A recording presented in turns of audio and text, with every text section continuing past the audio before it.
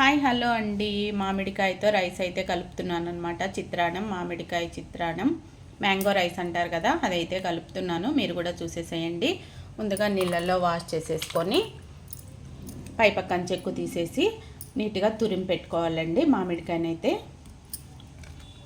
మసాలాకు చూడండి, వెల్లుల్లి, చిన్న అల్లం ముక్క, కరివేపాకు, కొత్తిమీర, పచ్చిమిరపకాయలు, మిక్సీ కొంచెం సాల్ట్ వేసేసుకొని మిక్సీ అయితే పట్టి పక్కన పెట్టుకున్నాము. మామిడికాయనైతే ఇలా నీట్గా తురిమేసి ఒక కాయనైతే తురిమి ఇలా పెట్టానండి. కొంచెం దీనిపైన సాల్ట్ అయితే వేసాను, పసుపు వేసాను. ఇలా పక్కన పెట్టేద్దాం. ఇప్పుడు పోపుకు కావాల్సినటివి చూద్దామండి. కొంచెం కరివేపాకు, ఒక ఆనియన్ అయితే ఇలా సన్నగా తరిగి పెట్టుకున్నాను. ఎండుమిరపకాయలు అయితే పోపుకు అలా పక్కన పెట్టాను అనమాట. ఒక స్పూను శనగపప్పునైతే నానబెట్టుకున్నాను. ఆవాలు, జీలకర్ర, కొంచెం ఉద్దిపప్పు తీసుకున్నాను. పల్లీలు అయితే ఖచ్చితంగా ఉండాలండి. ఇలా చిత్రాన్నం లెక్క కదా, చాలా బాగుంటాయి. పిల్లలైతే చాలా ఇష్టంగా తింటారని అలా పల్లీలు అయితే తీసుకున్నాను అనమాట. చూడండి, ఆయిల్ అయితే ఈ గంటెతో ఒక గంట తీసుకున్నాను అనమాట. నేను ఎప్పుడు దీంతోనే అలవాటండి, ఇలా అయితే తీసుకుంటాను. ఆయిల్ అయితే కాగింది. ఇప్పుడు ఆవాలు, ఉద్దిపప్పు, జీలకర్ర అయితే వేసేద్దాం. ఆవాలు చిట్లిన వెంటనే ఆనియన్ అయితే వేసేద్దాం. ఆనియన్ అలా వేసిన కాసేపటికి పల్లీలు అయితే వేస్తున్నాను. ఎండుమిరపకాయలు ఇలా నూనెలో ఇలాగే పొడవుగా వేసుకొని వేయించినట్టువైతే మనం రైస్లో తినేటప్పుడు మధ్య మధ్యలో తినేదానికి చాలా బాగుంటాయండి. నూనెలో వేగుతాయి కదా, అస్సలు కారం ఉండవన్నమాట. పల్లి పూర్తిగా వేగక ముందే శనగపప్పు అయితే వేస్తున్నాను.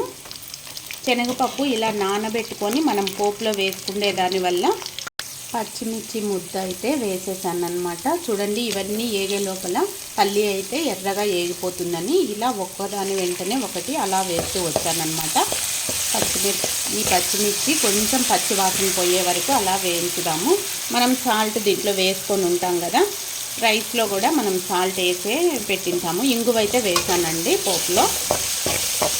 ఇది నూనెలో బాగా ఇలా వేగిన తర్వాత ముందుగా తురుము పెట్టుకున్న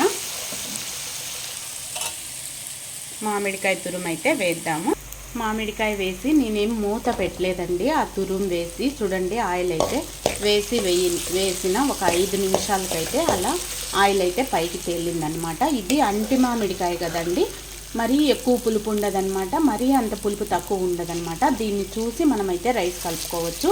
ఇలా అయితే చేసి పెట్టుకున్నదాన్ని మనం కొంచెమైనా రైస్ అయితే కలుపుకొని పక్కన తీసుకోవచ్చు.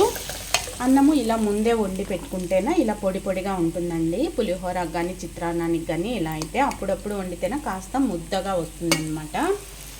ఊరగాయ కాయ అయితేనా పులుపు ఎక్కువ ఉంటుంది, దానికి కొంచెం రైస్ తక్కువే పడుతుందండి, ఎక్కువ పడుతుంది రైస్. ఇలా అంటే మామిడికాయకి అయితే మరీ అంత పులుపు ఉండదు, నేతకాయే కదా. చూడండి, ఇదైతే ఏగిపోయింది పోపు.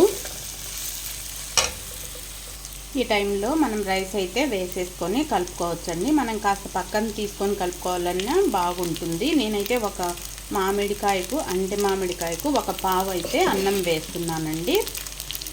ఆ పులుపుకు నాకు సరిపోతుంది, ఆ పులుపుకు ఆ రైస్కు ఆ పులుపుకు సరిపోతుంది అనమాట.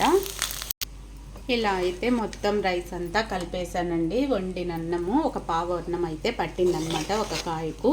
ఈ టైంలో మనం ఇలా పులుపు మీకు అందాజు తెలియకన్నా అంటే పులుపు తక్కువగా ఉండేట్టు అయితేనా ఒక నిమ్మ చెక్క అయితే పిండుకోవచ్చండి. ఈ టైంలో అయితే ఉప్పు అది చూసుకొని మనము స్టవ్ కట్టేయచ్చు అనమాట. ఇలా అయితే ఒకసారి ట్రై చేయండి, సూపర్గా కుదిరిందండి. టేస్ట్ అయితే సూపర్గా ఉంది. ఇలా అయితే ట్రై చేయండి. ఈ వీడియో నచ్చినట్టయితే లైక్, షేర్, సబ్స్క్రైబ్ అండి. నేనైతే ఇలా చేస్తాను. పులిహోర, మ్యాంగో రైస్ పొడి పొడిలాడుతూ చాలా బాగుందండి. చూడండి.